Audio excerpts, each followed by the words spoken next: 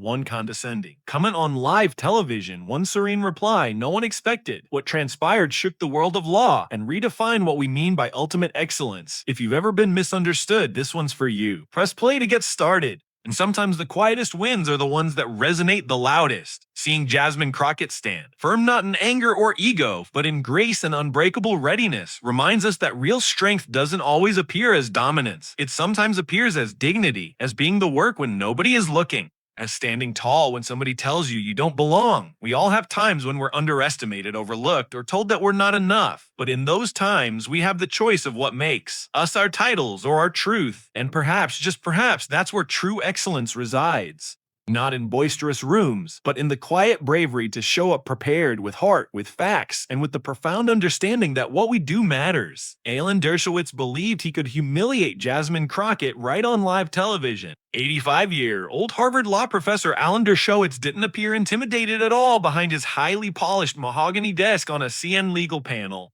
Smirking, he hurled one forceful sentence that bit like a razor through the discussion. She's never argued a real case that mattered. He said, his trademark smirk never wavering. Playing politician doesn't make you a lawyer, but what transpired in the next 30 seconds? It didn't just shake. Dershowitz had stunned the whole legal establishment. At that instant, with cameras rolling and legal minds across the nation leaning forward, Jasmine Crockett uttered a retort so razor-sharp, so crystalline, it would be dissected in law school classrooms. It wasn't merely a retort, it was a masterclass, and it demonstrated something strong. Never doubt an individual who made it to the top, step by grueling case. You ever see somebody mess up so publicly the whole nation can hear it? This was one of those moments, and it was about to go viral. Before we dive into that iconic clap back, let's take it back. To fully understand why this showdown erupted like it did, you've got to know who these two brains are and why their intersection felt so inevitable. Jasmine Crockett didn't have background of privilege or prestige. She began with a tiny law practice in Dallas. While others pursued fame, she worked hard and defended civil rights cases. People who couldn't hire flashy lawyers or Ivy League alumni connections. She won large settlements against police forces, fought housing discrimination, and all the while worked 2 jobs just to get herself an education in law.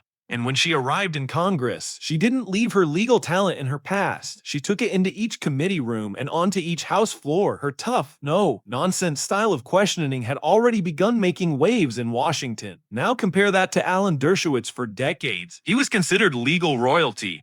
A longtime Harvard law professor, best-selling author, and the man behind some of the most talked about cases in American history: O.J. Simpson, Jeffrey Epstein, Donald Trump's impeachment defense. Even at 85, Dershowitz was still making TV appearances, raking in 6-figure speaking fees, and walking into every conversation like his Ivy League resume gave him the final word. But there had been tension building between their two universes. On one end, you had the lofty spires of ascendant academia that Dershowitz occupied. On the other, the rough grassroots practice that Crockett represented.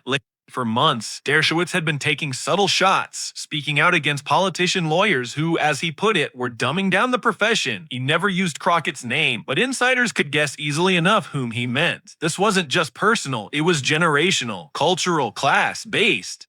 It was a fight over what counts as real law in America. Is it the professor who defends billionaires in high courts, or the civil rights lawyer who fights for justice in broken neighborhoods? CNN brought them together for a special panel on the future of law in public life. The arrangement looked innocuous enough, just a moderated discussion about how lawyers should practice politics, but no one could have anticipated how personal it would become, or how quickly the gloves would be off. The stage was set just right for drama. Dershowitz emerged from his handsome home office, complete with bookshelves of legal texts, tidily stacked in the distance. He was every inch the elder statesman of the law. Crockett, pouring in from her congressional office in Washington, had her law degree proudly hung on the wall behind her. That small touch.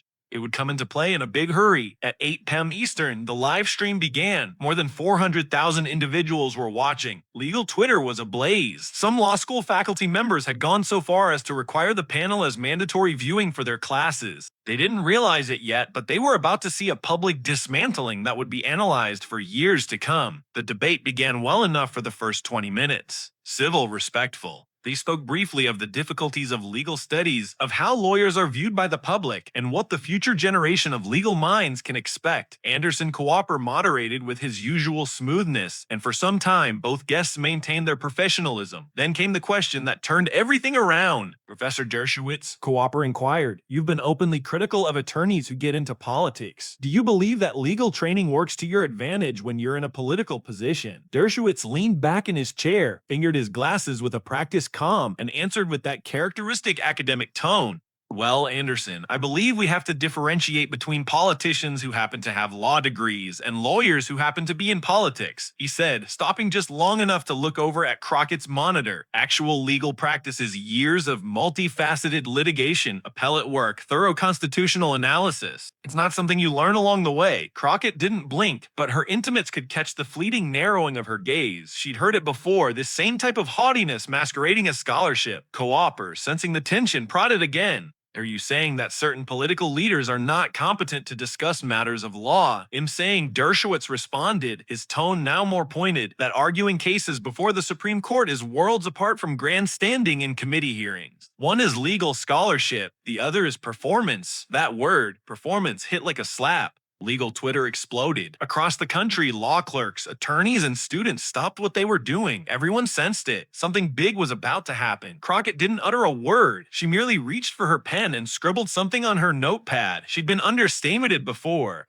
But this time, she wasn't going to let it slide. Cooper moved back to her. "Professor, Representative Crockett has a long legal history. Do you have knowledge of her casework?" Dershowitz waved it aside with a quick motion of the hand. "I'm sure she's done her fair share of local cases, Anderson, but come on, there's a distinction between small-time civil rights activism and the kind of constitutional law that defines the nation." That's when Crockett looked up. Her tone was even, controlled, almost too controlled. "Professor Dershowitz, could you define what you mean by small-time civil rights work?" "I mean," he continued, "seemingly comfortable cases that could be important to people, but don't establish precedent. They don't influence constitutional interpretation. They don't find their way into law school textbooks." "See," she said, taking another note, "and what about it, in your opinion, makes a person capable of commenting on constitutional law?" Now he was getting revved up lecture skag. "Supreme Court arguments, federal appeals work, academic writings, the kind of experience that happens over decades, not mere ambition and a law degree." He leaned forward. His tone grew pointed. "Let's be real, Congresswoman. You've never actually argued an important case. Being a politician does not equal being a lawyer."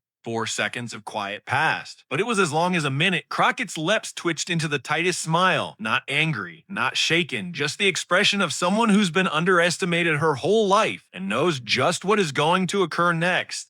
"I've published 4 articles since 2020. They've been cited in over 60 federal court decisions. The Yale Law Journal called my work on Fourth Amendment protections groundbreaking." She leaned forward, but just a little, never once looking away. "But you are correct in one regard. Lawyers and politicians who happen to hold law degrees do differ. The difference is real lawyers never stop practicing law, even when they are serving in Congress." The whole legal community sitting there in attendance was amazed. In under 5 minutes, Jasmine Crockett had disassembled each of the assumptions Dershowitz had just made regarding her qualifications, piece by piece. And then there was the coup de grace. Dershowitz had just asserted something big on live television, one that would either shut Jasmine Crockett up forever or explode in his face. And one meant there was no in-between. Anderson Cooper attempted to ease things over. "I believe that both of you have useful insights," he started, but Crockett softly held up her hand. "As a matter of fact, Anderson," she said clearly and softly, "I'd like to address Professor Dershowitz's statement regarding my experience in law." She grasped the folder that had been beside her for the entire panel. The motion was deliberate and fluid. Audience members felt it. Whatever was in that folder was going to turn the entire discussion on its side. Dershowitz sat back, still smiling. To him, he'd just established that there was a difference between actual lawyers and political opportunists. In his book, that was that. He had no idea what was coming. Jasmine Crockett unbuttoned the folder with the kind of silent precision you only get from someone who's waited all her life for this moment. "Professor Dershowitz," she started, her voice respectful but adamant, "you wanted to know about actual cases that are significant, cases that are precedent-setting, the type that appear in textbooks at law school." She retrieved the first paper. "I'll tell you about Thompson v. Dallas Housing Authority, which I presented to the Fifth Circuit in 2019. Do you know that one? Dershowitz is assured, look faltered. Just for an instant, across the country, legal viewers were already grabbing their phones to search it. That case changed how Section 8 housing discrimination is handled. It's now cited in housing law courses at 17 law schools, including Harvard. Crockett looked straight into the camera. I'm curious if you're covering it in your constitutional law seminar. One sentence in, and you could already sense the dynamics change. She wasn't putting on a defense. She was presenting evidence like a closing statement. Dershowitz leaned in slightly, the first chink in his slick armor appearing. But Crockett had more, or perhaps you recall, Rodriguez v. Texas Department of Public Safety. She stood up another piece of paper. That case reached the Supreme Court in 2020. The ruling changed how states can handle traffic stops. My brief, cited 14 times in the court. S opinion. At law firms around the country, senior partners stopped what they were doing. Harvard law students started texting their professors. Legal Twitter was lighting up with screenshots of her cases. Dershowitz tried to jump in. Congresswoman, I'm sure these are I'm not finished, Professor. Her tone remained firm, but steel had crept in now, since you mentioned Supreme Court experience. Let me ask you, how many times have you argued before the court this decade? The question hit like a body blow. Dershowitz flinched ever so slightly, because I've argued 3 cases since 2018. All 3 resulted in unanimous or near unanimous decisions. All 3 are taught in constitutional law classes, and all 3 expanded civil rights protections for everyday Americans. She lifted a thick document from her folder.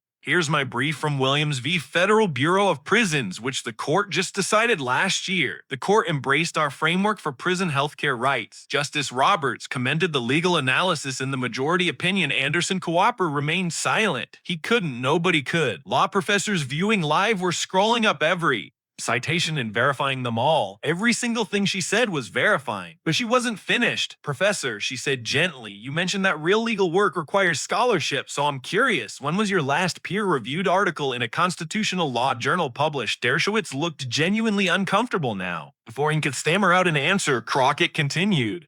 She held up a final paper. This is a letter from the American Bar Association, noting my work in civil rights as being at the highest level of legal practice. She stopped. It's signed by 12 federal judges. 2 of them are on the Supreme Court. The camera cut to Dershowitz's face, and the smugness had vanished, replaced by something more like shock, or perhaps even fear. So when you tell me I've never defended a real case that counted, Crockett said, her tone level almost sympathetic, I have to wonder. Are you getting me mixed up with somebody else? Or are you just not aware of contemporary federal civil rights law? There was a deafening silence afterward. Cooper looked back and forth between the 2 of them. Everyone could sense it. The dynamic had completely shifted. Dershowitz attempted to recover what he could. Well, naturally, civil rights work is valuable, but Crockett interrupted, polite but firm, let me rescue you from deepening this hole. She grinned. I looked up your recent case history prior to tonight. Do you want me to summarize your federal appeal success rate for the last 5 years? The implication was unmistakable.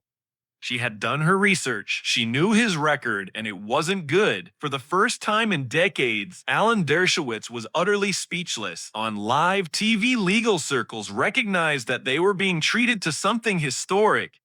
The man who had lectured presidents and filled out law seminars had been publicly taken down by a person he had dismissed as lacking credentials. Emergency meetings were being convened in law offices all over Manhattan. At Yale Law School, Professor Elizabeth Chen interrupted her evening lecture to pull up the live stream. She spoke to her students. You're going to see 20 years of legal education in 5 minutes. CNN's live stream was moving faster than moderators could keep up with. Lawyers, students, even judges were flooding, and she came prepared. At Legaliglitz 024, this is what real legal scholarship looks like. Eslet Fed Court Clerk, someone called 911. We just witnessed a Harvard murder at Harvard Law 3L, and yet the worst moment was yet to come. Crockett gazed into the camera for the last time. Her tone lightened, just a little. There was no triumph, no hostility, just the subtle confidence of someone who had been underestimated one too many times. Professor Dershowitz, she said, thanks for demonstrating something very significant tonight. You've demonstrated precisely why the public has lost so much confidence in elite institutions of justice. Jasmine Crockett gathered her papers with the calm confidence of someone who'd done this before. Someone with your privilege and credentials can sit on national television and dismiss the work of civil rights lawyers without even doing the research to understand what we've accomplished. It tells America everything they need to know about who the legal establishment really serves. The moment hit like a thunderclap. Legal analysts observing throughout the nation knew they had just seen something beyond a debate. This was not simply a victory for Crockett, it was a reckoning for Dershowitz, not the kind that felt good. Anderson Cooper attempted to put the panel back on course, but the deed was already done. The final 10 minutes of the interview were like a plodding stroll through the ruins. Dershowitz attempted to pivot, attempted to turn the topic back to broad questions in legal education, but each word he uttered now rang against what had transpired. His authority had broken asunder. Crockett, meanwhile, had reversed roles completely. She was no longer the questioned one. She had become the questioner. When Cooper inquired about her plans for the future, she didn't hesitate. She seized the moment to highlight her next big case, a one bound for the Supreme Court. Actually, Anderson, she replied, scanning her notes, in light of Professor Dershowitz having raised the significance of constitutional scholarship. I must say that next month I'll be arguing Harry's v. George's Secretary of State before the Supreme Court. She addressed the camera directly. The brief took 8 months of research and writing. 15 professors of constitutional law at Harvard, Yale, Stanford signed on. Justice Alito personally requested broader briefing on our new constitutional paradigm. You could almost see the blood drain from Dershowitz's face. Here was someone he'd dismissed as nothing more than a politician with a law degree, now calmly strategizing about constitutional level like she fit right in. Because she did, the panel concluded with Cooper thanking both guests, but everyone watching knew the reality. Only one of them had walked out with their reputation not only intact but heightened, and just minutes after the live stream ended, the legal community erupted. Harvard law students formed a group chat labeled Crockett vs. Dershowitz. It reached 500 members within an hour. Instructors at Yale, Columbia, and Stanford were already incorporating the exchange into syllabi for next semester. As an example of how to take apart an argument using facts, timing, and cool control, screenshots of Crockett's quoted cases, quotes from her briefs, and excerpts from her academic articles began pouring onto legal Twitter. The hashtag #PoundCrocketTreesis trended, and each and every one of the claims she'd made, verified, checked, perfectly accurate. Professor Sarah Martina of UC Berkeley Law tweeted, "I've taught constitutional law for 15 years. Certain Hethan Din masterclass." Crockett didn't merely win that debate, she reframed the whole conversation. Federal Judge Maria Rodriguez shared on LinkedIn, "I've read Rep. Crockett's briefs. Her legal work is superb. What she accomplished tonight,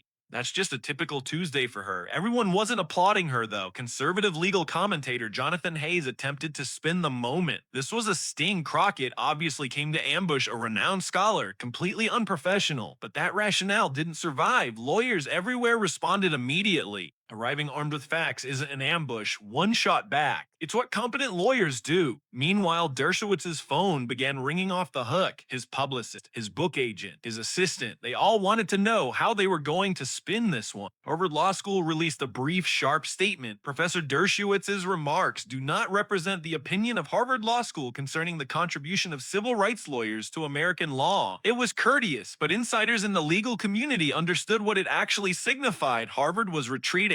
The impact on Crockett's career was instant. Her congressional office was inundated with calls, law firms with consulting positions, think tanks requesting collaboration, and 3 law schools with offers of visiting professorships. The ACLU established a new fellowship in her honor to assist young civil rights lawyers. But perhaps the most tearful responses came from those who knew her prior to the limelight. In Dallas, a room full of her old law school classmates had assembled to watch the live stream. They were caught on camera by a local news station. Yusimbe "We always knew that Jasmine was smart," explained Maria Gonzalez, who had attended Texas Southern University's Thurgood Marshall School of Law with her. "But to see her take down someone who likely never gave our school a second glance, that was beautiful." Her classmate Robert Washington chimed in. Individuals such as Dershowitz assumed that legal greatness exists only in Ivy League institutions. Jasmine just demonstrated that it exists wherever a person puts in effort, is passionate about their clients, and arrives ready to work. The clip became viral, and in an instant, the narrative was no longer merely that of a single debate. It became a matter of class, race, and the entrenched fissures still pervading the legal world. It was about what we care about and whom we're trained to ignore. This wasn't a victory.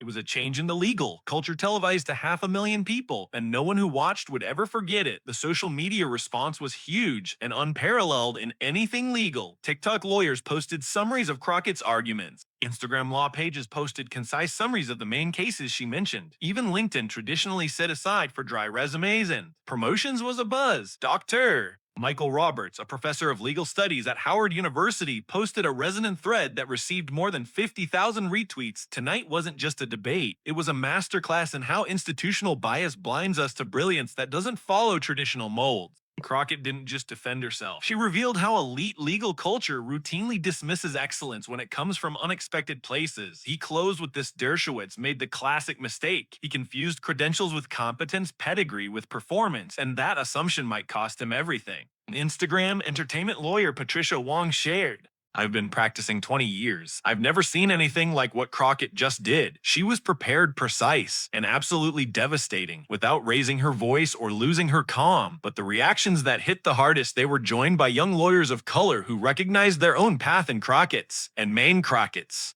Laya Maria Santos, a law partner at a large firm who had attended a regional law school, tweeted, "For every attorney who wasn't Ivy League, who worked twice as hard and received half the respect, tonight was for us." Before long, a new hashtag began trending: "Pound Not Traditional Liar." People spoke. Up first, Gen Law graduates, civil rights advocates from small towns, community college lawyers. They all had the same message: we belong here too. Legal recruiters took notice. Civil rights law firms saw a spike in applications from diverse candidates. Law school admissions offices received an increase in interest from first-gen students.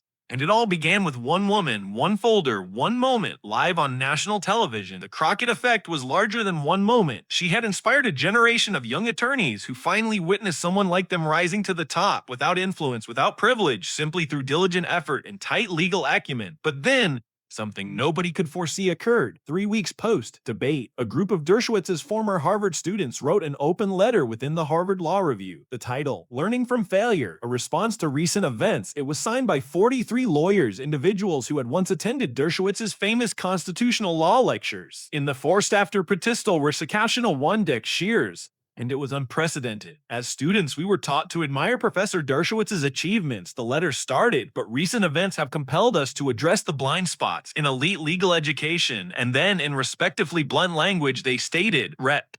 Crockett's performance demonstrated to us something we were never taught to appreciate: humility, preparation, actual legal expertise. We are writing this not to criticize our old professor, but to acknowledge that our most important legal lessons are usually learned from the very same practitioners we were taught to ignore. It was fearless, transparent, and for legal academia, admittedly unprecedented. They continued to outline how their law school education had fixated on prestige school rankings, published articles, courtroom celebrity, leaving little space to pay respect to the hard, gritty work of civil rights lawyers. Excellence, they wrote, exists in diverse forms, and the lawyers who have the greatest influence don't always shine from the brightest spotlights. A few days later, Harvard Law Review doubled down with an official editorial: excellence beyond elitism. They never called him Dershowitz. They did not need to. The message was simple. The legal community was finally awakening to the worth of Crockett-style lawyering. At the same time, Dershowitz was racing to contain the damage. He posted a blog called Misunderstandings in Context, in which he said his words had been taken out of context and that he had great respect for civil rights lawyers. Legal journalists line by line fact-checked it. None of it stood up. Worse yet, investigative journalists began snooping into his recent case record, and what they found wasn't pretty. It turns out Dershowitz's federal appeal success rate had plummeted in the past few years. A number of high-end profile clients had quietly abandoned him after disappointing courtroom outcomes. But the most damaging came from the American Lawyer magazine. Their cover article, "The Emperor's New Arguments." The title itself told the story. The story broke that Dershowitz had lost his previous 4 federal appeals, and in 2 of them, judges had openly condemned his briefs as poorly researched and missing legal basis.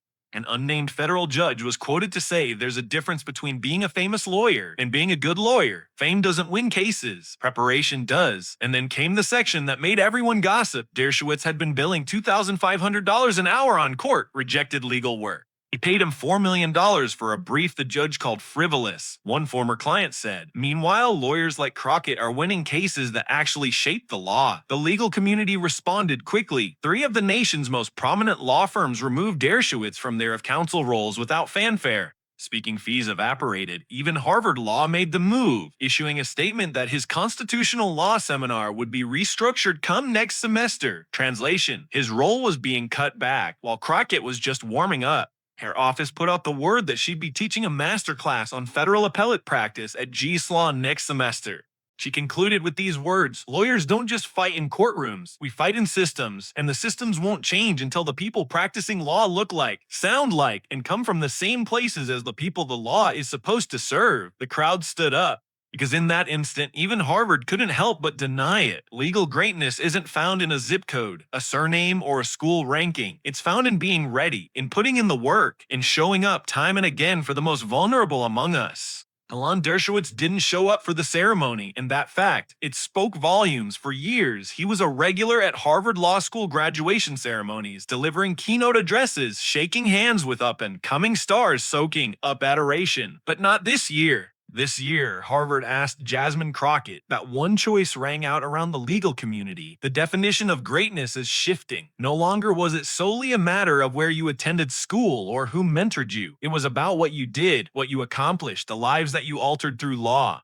While Crockett stood at the podium before, her in her cap and gown, she didn't name Dershowitz. She didn't need to. Everyone in that room knew the symbolism. Her mere presence was the transformation. She opened her remarks with a steady, clear voice, equal parts inspiring and earthy. The law is not some ethereal academic thought experiment. It's an instrument for justice. And the value of a lawyer is not on their CV. It's in how they wield that instrument to improve people's lives. She was done. The whole room stood up. The 4-minute standing ovation went on and on. The course description contained one very pointed sentence: "This course will emphasize constructing persuasive legal arguments based on rigorously conducted research and attention to facts." Law students got the message in a hurry. The class was over. Subscribed by 400% within the first 48 hours. Harvard, Yale, Stanford, and Columbia students requested auditing. 10, 20, even 30-year practicing lawyers added their names to the wait list. Gez's law dean informed the Washington Post, "We've never seen this level of demand for a visiting professor course." Representative Crockett represents a new model of legal excellence, and our students want to learn from it. The course syllabus soon went viral.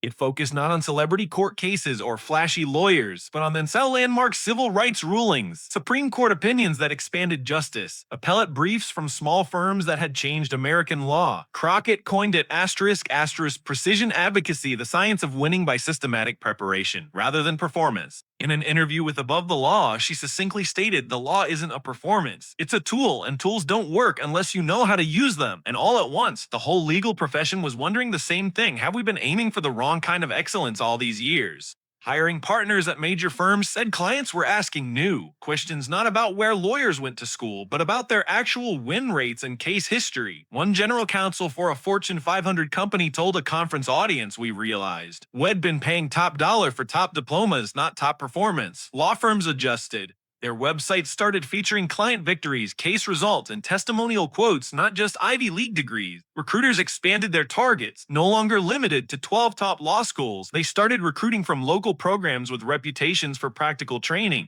One NYSE recruiting partner reported, "We've hired some of our brightest lawyers from schools that we used to not look at. It's not prestige anymore. It's who is able to win." Then a month or so later, the American Bar Association published new commentary guidelines. Lawyers on media panels were now canceled to vet their assertions thoroughly prior to commenting on the background of a colleague. They didn't call him out, but they didn't have to. And then came the full circle moment. 6 months after that notorious CN10 panel, Jasmine Crockett took the stage at the Harvard Law School graduation ceremony as the keynote speaker. Her speech was entitled "Excellence Through Service." She didn't mention Dershowitz. She didn't have to. She told us instead about what the law should be, a tool to assist ordinary people living in a world that is rigged against them.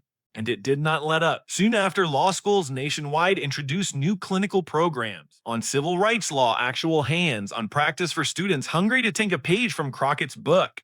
Harvard Law itself introduced a new program, the Excellence in Public Interest Law Scholarship, a full scholarship for students committed to justice, not merely prestige. The profession was changing, and everyone knew who catalyzed that change. But perhaps the most powerful change occurred behind the scenes in law firms, courthouses, and conference calls. Young associates who once remained quiet in meetings were now voicing their opinions. They weren't just deferring to older partners anymore. They were coming prepared with facts, precedent, and well-argued positions. The Crockett method was a shibboleth in legal circles. It became shorthand for a new style of lawyering, preparation instead of performing, precision rather than performance, substance rather than status. And Alan Dershowitz, he stepped back into the shadows. He appeared on media less, more concentrated on scholarly writings. And whenever the CNN interview was mentioned, he'd reply, "I learned the value of conducting careful research before issuing public statements." For a man as proud as Dershowitz, that was the nearest the world of law had ever heard to a confessional of defeat, but the tale did not end in history.